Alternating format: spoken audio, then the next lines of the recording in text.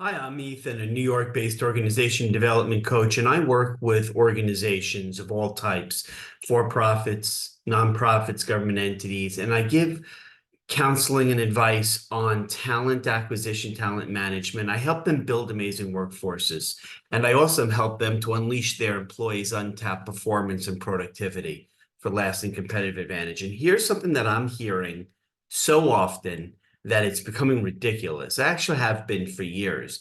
It's this comment or this mindset from people who are matures and baby boomers saying, these Gen Zs, these young people today, and it's never a good thing. It's always starting out some kind of rant about how young professionals today are lacking in many areas. And it's self-defeating from an organizational perspective. It's a very myopic, narrow mindset, and it's a stereotype. And what we learn in stereotyping any group of people is that by lumping them together based on some arbitrary set of characteristics, behaviors, what we're doing is we're making it easier on ourselves to not get to understand them on an individual level. And all these stereotypes, so while you think they're based in a modicum of reality, they're deficient for purposes of us using them to tap into the fastest growing of the American workforce. So what do we know about the composition of the American workforce? We know that every day, tens of thousands of boomers and matures are leaving the workforce, both because they want to and they're forced out. At the same time, in parallel, what's happening is the workforce is getting inundated with younger, less seasoned, less polished professionals. We call them millennials and Gen Z. So what I want to do is walk you through some of the characteristics of a millennial and a Gen Z, and then tell you what my experience has been doing career coaching and professional development with tens of thousands of them over the last 15 years. And also my experience getting to know them in a truly unique way as only one can on a one-to-one level, by being a professor in 10 colleges and universities. So let's start out with me sharing with you some highlights on the composition of the American workforce, okay? And I'm not going to spend some time delving into the characteristics of all five categories of American worker: matures, boomers, Gen X, millennials, and Gen Zs. But I'm going to walk you through the millennials and the Gen Zs because I think it's instructive. So first of all, what do we know about some of the attributes, characteristics of millennials and then Gen Z? So millennials are born between 1980 and 1996, or if you round it up, 2000. So the younger end of the millennial age spectrum are people in their mid-20s. These are people with a tremendous amount of buying power. They grew up and they're motivated by instant gratification. They need feedback from you and your organization. They are incredibly busy outside of work. They're starting families, and they also have commitments around volunteer work, engagement, community activism. They're incredibly busy. The reward or motivation for them is triggered around you giving them time. And certainly a post-COVID consideration is flexibility and work-life balance. They're focused on paying off their student loans, and they want paid leave. What are some other attributes of these millennials or next generation after us Gen Xers? The quality of their life is more valuable than their pay. So let's operate under an assumption we can all get our heads around. Any person of any age in any generation expects equitable compensation. That's a given. And to the extent that your organization does or does not compensate equity is a reflection on your strategy around your people initiatives. So these millennials grew up in relatively prosperous times, and they have high expectations for themselves and their career and professional development. They are driven by or grew up around technology more so than any other generation except for Gen Zs. And they're the first generation to fully face the new age of automation, which could wipe out jobs faster than the economy had created them. So they're the ones who grew up with technology. So when we talk about ChatGPT and AI, they understand it. They're the ones who applied for jobs and were recruited and interviewed through the complete automation of the talent acquisition life cycle. So they understand and embrace technology end to end. They also are individuals who, when they join your organization, they seek understanding and meaning from their work. Their career goals are aligned with becoming wealthy and famous. So that's the millennial, or what we call the Gen Y. Again, they're born after the tail end of the Gen Xers in 1980. So MTV and LBJ. And then they grew up around, or the tail end is 1996, 2000, depending on which categorization schema you use. So that's millennials. Next to Gen Z, and I want to walk you through them. This is where I want to concentrate the rest of this video, the rest of my sharing of information around, because these are, other than the millennials, these are the professionals that I've been most fortunate to get to truly understand in a way that I think most other Gen X boomer matures don't understand, by teaching them in a classroom of higher education capacity. So these individuals were born between 1996 and 2010. So the older ones are about 28 years old. The younger ones are just kind of coming of age, getting through adolescence in their early teen years. They care about things like technology and diversity, whatever your organization uses to define diversity. They're comfortable with technology. They rely on social media. In fact, this week in the news is the US government talking about taking over ownership of TikTok. And that is an incredibly, incredibly confrontational topic for this generation. They came of age during 9/11 and the Great Recession. Do you remember the Great Recession? And this forms their worldview. So when people say Gen Zs today don't, well, hold on a second. They came of age from 2007 to 2009. And what do we recall, although it's maybe even more of a distant memory we push aside than COVID? They came of age when they saw their parents and their grandparents have their homes taken away from them during the mortgage foreclosure crisis. Remember that? They also saw their parents and grandparents terminated from jobs, many of which they were committed to for their careers, with the massive unemployment shift in the workforce. So they came of age during that, and then 9/11. And you wonder why, when they grew up from the earliest ages of little ones, with face to screen technology, with social media and digital, you wonder why that they're inherently unsettled and insecure. They have built-in expectations for immediate access to information and seamless employee engagement that match their consumer experiences, that match their social media. So they're the ones, as Simon Sinek famously said, they expect that immediate reward when they start working for you, where they see the mountaintop, they see the career trajectory, they see the career and professional development, they see the top of the mountain. What they fail to see is the climb up. So they don't have necessarily a well-formed understanding of commitment and loyalty to an organization over years. They're not going to stay with you. It's neither good nor bad. It's not a value judgment. It's just a fact that Gen Zs will not stay in an organization that they feel do not match their values and beliefs and ideology. So that's a consideration. So they are, when we start to think about negative labels, let's steer clear of that and say, what are some of the truisms, the positives of this group of young professionals? They're universally educated. They may be studied or lived abroad. They have great access to technology. They're a lot more like us Xers born between 1964 and 1980. They value stability and security over a sense of purpose. They're a lot more like us than they are than millennials, who are closest to them chronologically in proximity of age. As far as when they talk, Gen Zs, about what they're looking for from the organizations that they commit to and go work at, their must-haves are health insurance, competitive salary, and a manager I respect. And they're willing to move around geographically.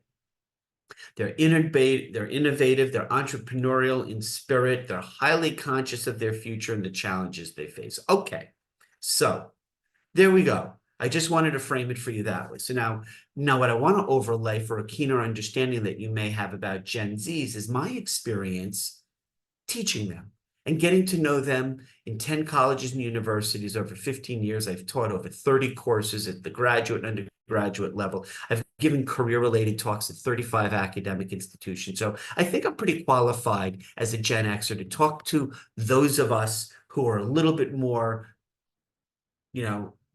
in our careers than those who are just starting out, the younger millennials and Gen Z. So allow me to drop some knowledge on you as far as what these people are expecting when they come into your organization.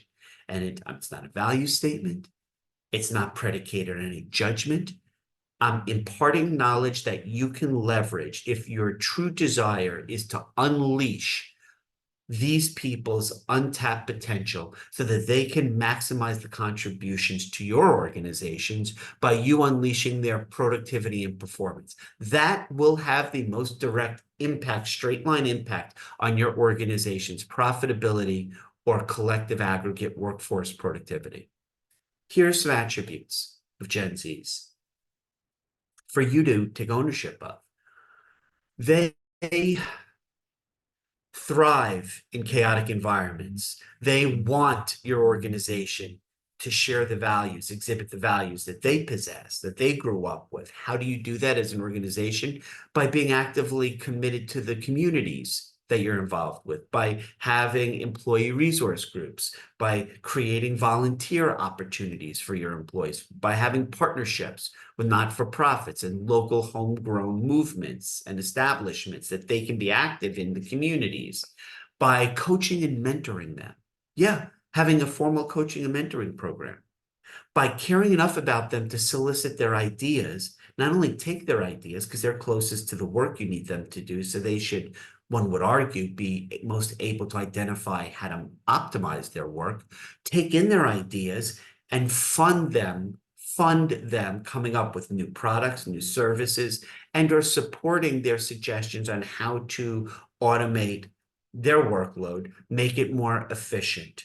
So it's that whole Daniel Pink thing, right? About autonomy of employee workflow. And you literally give them control over the 4 aspects of their work: where they work from, who they work with, when they do the work, and how they do the work. And so here's the hesitation most organizations that I have when I'm consulting with them and say, oh no, we can't do that. These employees are too blank, blank, blank, blank, and some negative statement. That's on you. That's your organization and you and your leadership team saying, we do not know how to go about finding, hiring, and bringing in the most qualified, competent people. That's a you problem. That's not for Gen Zs. They're not going to be loyal to you. So from day one of their experience as employees in your organization, you do need to listen to them and respond to them and engage them and motivate them. And here's a novel concept: be empathetic towards and care about them. And I have heard through all the networking groups I belong to and all the professional associations I belong to and all the groups of people, business owners and executives that I've presented to, I hear this universal truism of Gen Zs suck, because that's just insane to me. And it shows just an abject failure in understanding. Now, yes, they are a collective group of individuals who, during their time period, they're certainly not the last great generation. They don't have, many of them, these massive life story backdrops. They're not going to be committed and loyal to you without reason, unconditionally. They're not going to come in and be subservient to your organization. They need to buy into your vision, mission, and values. And they need to see your organization be authentic about your values by committing to them. That's just the way it is. And if you're not willing individually or as a leadership team and or an organization to embrace the tremendous vitality that this collective group of the next generation workers can bring, you're missing out. And here's how I know organizations are not only struggling with this, but are failing. As they're, pejoratively speaking, as they're negatively speaking about Gen Zs, they're this, they're that, they're not this, they're not that. Here's what I know how I know that your organization or an organization who makes these statements is dead. They make comments like, well, there's a war on talent. No, there's not. I am sorry. There is no war on talent, meaning the best organizations who have the best cultures and they treat their people the most humanely. They look out for, they recruit, they bring in, and they empower the best people.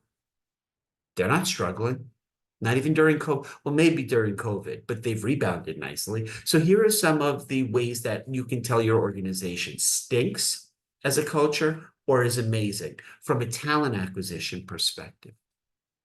You still hire based on job description. So you look at a role and you say, right now in the moment, we need a person to come in and do these 5 or 6 tasks without any consideration for their job may change, the requirements may change, external marketplace conditions may change, and making those roles and responsibilities in that job description fairly obsolete in the next 3, 4, 6 months. Instead, the most amazing organizations, and I know because I've studied them, and I've also consulted with them, they don't hire for skills. You can teach, they don't hire for workability. They can train on the job.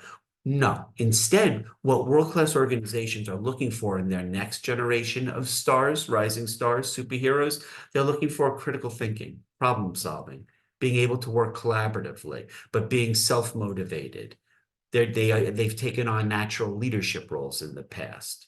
They are comfortable in very unstructured or chaotic environments. And so what that means is you need to shift your talent acquisition strategy accordingly. You need to adopt a behavioral interviewing a perspective. So you're looking for different skills. You're looking in different talent pools. You're looking in different areas. So instead of looking at the same colleges and universities, the same students with the same majors, the same degrees, the same courses and areas of study, and the same GPAs, rethink your perspective. You're looking for those rock stars who exhibit those kinds of attributes I just mentioned. So what do we look for? We look for people who've been committed in their young careers, Eagle Scouts, Boy Scouts, Girl Scouts. We look at people who have been active in their communities. They maybe took a gap year and they went to Doctors Without Borders or Habitat for Humanity. They're actively engaged in nonprofit organizations. They can exhibit leadership through teams they led. They're active in sports, which shows commitment long-term over time.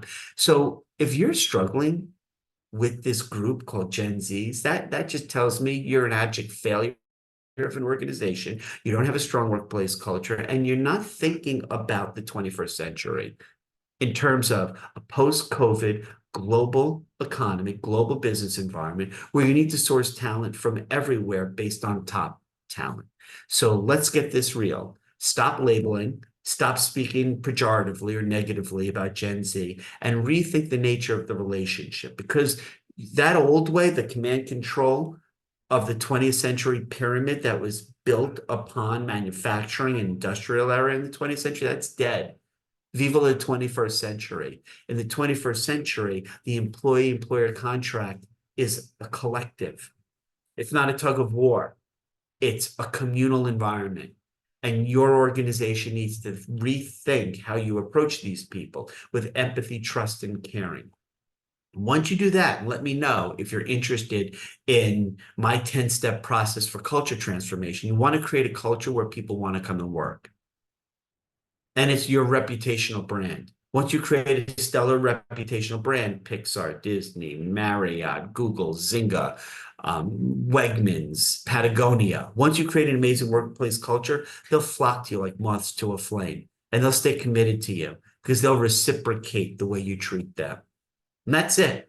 So I hope this was helpful. If it was, please take a second, subscribe to the channel, drop a like, share with somebody, and come back frequently as I'm always creating these organizational self-help videos on best practice around talent acquisition, employee performance and productivity, unleashing your people's untapped potential, and how to create an amazing workplace culture that'll ensure lasting competitive advantage. Thank you so much for coming on today.